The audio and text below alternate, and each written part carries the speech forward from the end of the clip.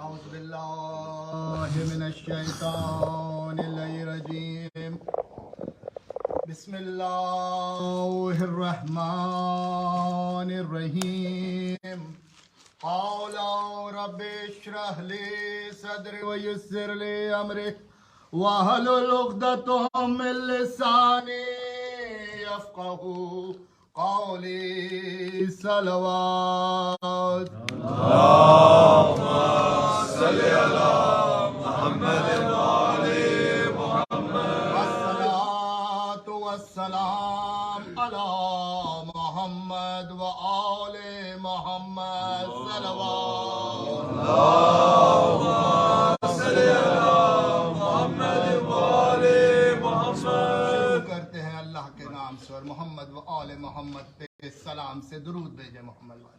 اللهم صل على محمد وآل محمد. مجلس کی قبولیت کے لیے ایک اور درود بھیجے محمد والے. اللهم صل على محمد وآل محمد.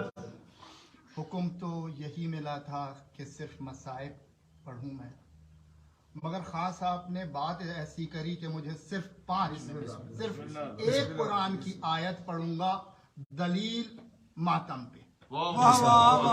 بسم اللہ دلیل ماتم پہ. بسم اللہ ڈاکٹر صاحب. اور کچھ نہیں. فتوے لوگ لگاتے ہیں، بے شمار ہمیں نہیں فرق پڑتا. اور اگر ہم ٹائم کتنا ہے، مجھے ٹائم کتنا، کوئی مسئلہ نہیں، آپ کی مرضی. ٹھیک ہے.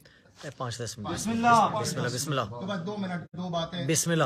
ماحول بنانے کے لیے، اور کوئی بات نہیں ہے. بر محمد والے محمد صلی اللہ علیہ وسلم. اللهم صل على محمد وآل محمد. کافر کہتے ہیں جو نہ مانے، جو نہ مانے. تو ہم 3 بار کافر ہیں. ہم 3 بار کافر ہیں کیونکہ ہم 3 کو نہیں مانتے. کہتے ہیں نہ ماننے والے. ہم 3 بار جو کہتے کافر کافر شیعہ کافر، تو وہ سچ کہتے ہیں. ہم 3 بار کافر ہیں، ہم 3 کو نہیں مانتے. الحمدللہ لگاتے ہیں ماتم پہ. قرآن کی کئی آیتیں ایسی ہیں جو اتنی بڑی دلیل ہے ماتم پہ کہ حد نہیں. مگر آج آپ کے سامنے صرف ایک آیت سورہ بقرہ کی آیت نمبر 74 کا ترجمہ پیش کروں گا، اور اس کے بعد اس کے بارے میں کچھ باتیں. بڑی عجیب سی آیت ہے سورہ بقرہ کی آیت نمبر 74. دیکھ کے پڑھ رہا ہوں آپ کے سامنے، کسی کو چاہیے یہیں کے یہیں دیکھیں. صرف ترجمہ میں پڑھ رہا ہوں. ارشاد ہوتا ہے سورہ بقرہ آیت نمبر 74 میں، عجیب سی بات کر رہا ہے پروردگار، کر رہا ہے: پھر تمہارے دل سخت ہو گئے جیسے پتھر. پھر تمہارے دل سخت ہو گئے جیسے پتھر، یا اس سے بھی زیادہ، کچھ اور زیادہ، مطلب اور زیادہ سخت ہو گئے. پھر اللہ کہتا ہے کہ پتھروں میں سے تو بعض سے نہریں بھی جاری ہو جاتی ہیں، اور بعض شگاف ہو کر ان میں سے پانی نکلنے لگتا ہے، اور بعض خدا کے خوف سے گر پڑتے ہیں، لیکن اللہ تمہارے اعمال سے غافل نہیں. اب دیکھیں بالکل 4-5 باتیں ایک ہی آیت کے اندر جو ایک دوسرے سے ڈسکنیکٹڈ لگ رہی ہیں.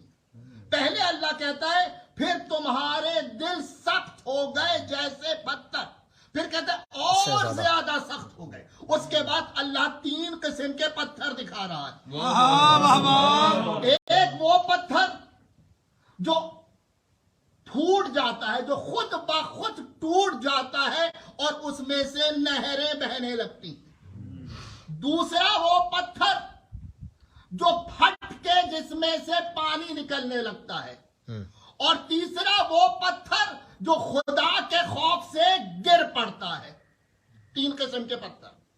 اب یہ بتائیں کہ جو پتھر ہوتا ہے، یہاں خدا یہ دکھا رہا ہے کہ پتھر کا خود کا اختیار ہے. خدا کے خوف سے پتھر گر رہا ہے. اختیار پتھر کا خود ہے، خدا کے خوف سے گر رہا ہے.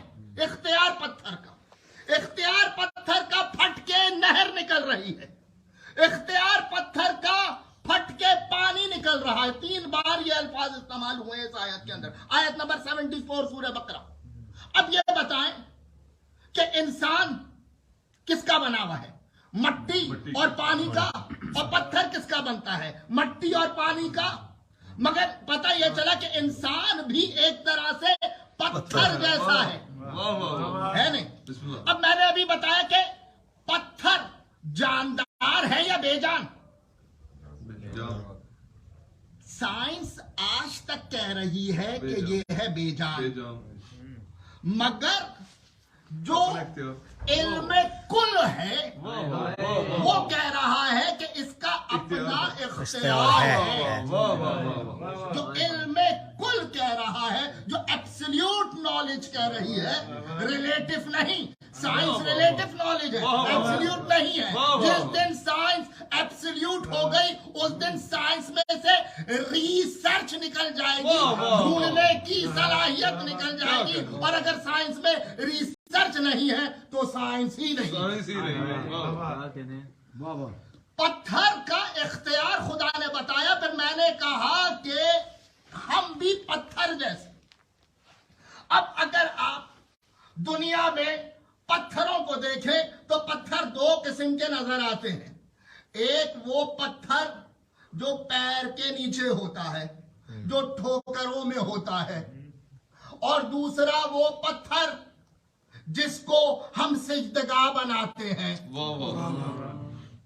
एक वो पत्थर जो पैर के नीचे होता है, और एक वो पत्थर जो सजदे के लायक होता है, जिस पे सजदा किया जाता है। अब इन दोनों पत्थरों में फर्क क्या है? इन दोनों पत्थरों में फर्क क्या है? उस पत्थर को जो सजदे के लायक बन रहा है, जिस पे सजदा किया जा रहा है, उस पत्थर और पैर के नीचे वाले पत्थर में फर्क क्या है?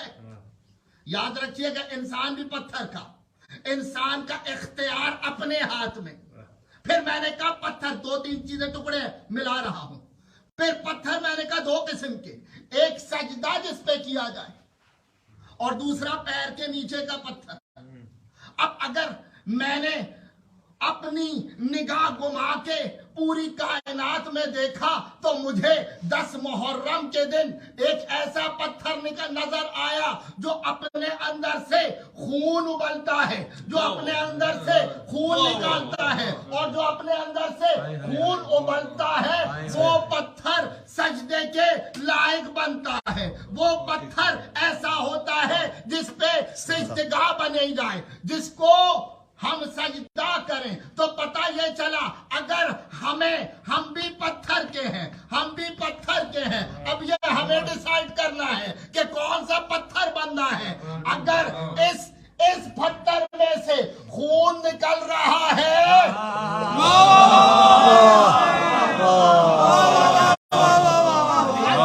पत्थर में से खून निकल रहा है, तो पता ये चला ये हुसैनी पत्थर है। अगर इसमें से खून नहीं निकलता तो ये पैर के नीचे का जमीन का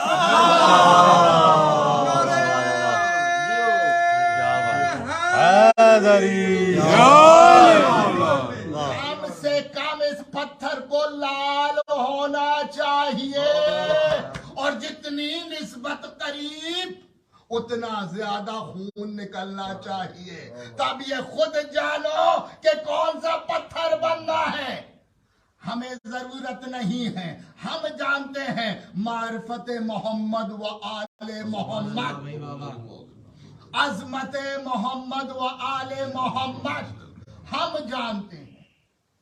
और ये खुदा का कितना बड़ा हम पे करम है कि कायनात में लाखों लोगों में सिर्फ हमें चुना।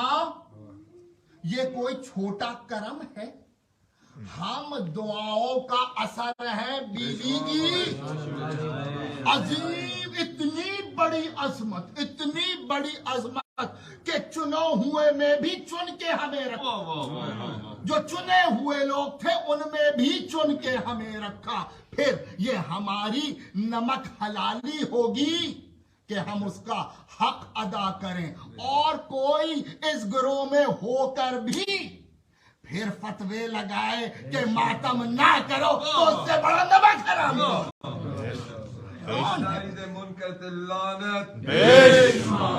عظمت محمد و آل محمد. ہم محمد و آل محمد پہ جو مولا پہ ظلم ہوئے ہیں ہم ان ظلم پہ نہیں روتے. بڑی عجیب سی میں بات کر رہا ہوں.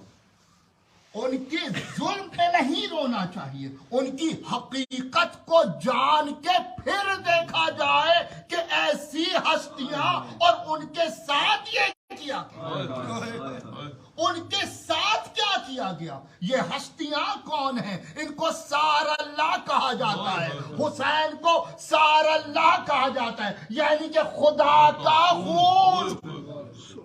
اللہ کا خون گرا ہے کربلا میں.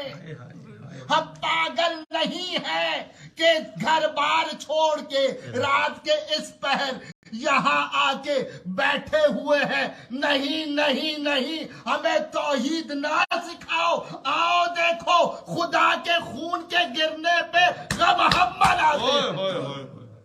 غم ہم مناتے ہیں. 3 محرم ہو گئی. 3 محرم ہو گئی.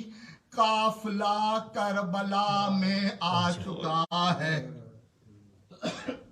قافلہ کربلا میں آ چکا ہے. حسین کو کربلا میں گھیرا نہیں گیا، حسین نے یزید کو کربلا میں گھیرا. حسین نے یزید کو کربلا میں گھیرا ہے. یہ 3 محرم کو قافلہ 2 محرم کو آ گیا ہے اور 3 محرم کو یزید کی فوج آنا شروع ہوئی. قافلے والوں نے مولا عباس کی سربراہی میں اپنے خیمے لگائے ہیں دریا کے کنارے. دریا کے کنارے خیمے نصب ہیں. وہاں سے فوج آتی ہے اور کہتی ہے یہاں سے خیمے ہٹاؤ. یہاں سے عباس آگے بڑھتے ہیں اور کہتے ہیں، خط کھینچتے ہیں، کہتے ہیں کسی میں ہمت ہے تو اس خط کو کراس کر کے ادھر آؤ. عباس جانے اور تیرا سر جانے.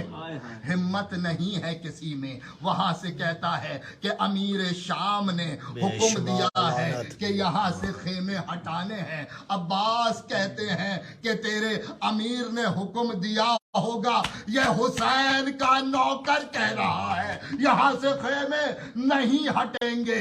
تھوڑی سی عباس کی آواز بلند ہوتی ہے، وہاں بی بی زینب کے کانوں میں یہ آواز جاتی ہے. بی بی زینب حسین کو، امام حسین کو کہتی ہیں، بھیا بھیا ادھر آؤ، یہ کیا ہو رہا ہے؟ یہ عباس کی آواز کیوں بلند ہوئی؟ یہ عباس کی آواز کیوں بلند ہوئی؟ بی بی کا پیغام لے کے حسین عباس تک آتے ہیں اور کہتے ہیں، عباس، زینب کہتی ہے ابھی جنگ کا وقت نہیں آیا، ابھی جنگ کا وقت نہیں آیا. اگر تم نے اپنی آواز کو اور بلند کیا تو بی بی خیموں سے باہر آ جائے گی. ارے عباس کا یہ سننا تھا، عباس کا یہ سننا تھا. عباس نے کہا، ارے نہیں نہیں نہیں، میری زندگی میں زینب خیمے سے باہر آئے یہ ممکن نہیں. ہائے عباس، ہائے عباس. ارے 11 محرم، ارے 11 محرم تھی. ارے جوان شہید ہو چکا تھا. عباس دریا کے کنارے سو رہے تھے. ہائے زینب کی چادروں کو چھینا جا رہا تھا. ارے خیمے جل چکے ہیں، ہائے خیمے جل چکے ہیں، خیمے جل چکے ہیں. بی بی اسیر ہے، بی بی اسیر ہے. کبھی ایک دربار میں کبھی دوسرے دربار میں، کبھی ایک بازار میں، کبھی دوسرے بازار میں، ہر تماچے پہ زینب ہو یا سکینہ ہو، عباس عباس عباس کی صدا دیتے ہیں۔ ماتم حسین یا حسین یا حسین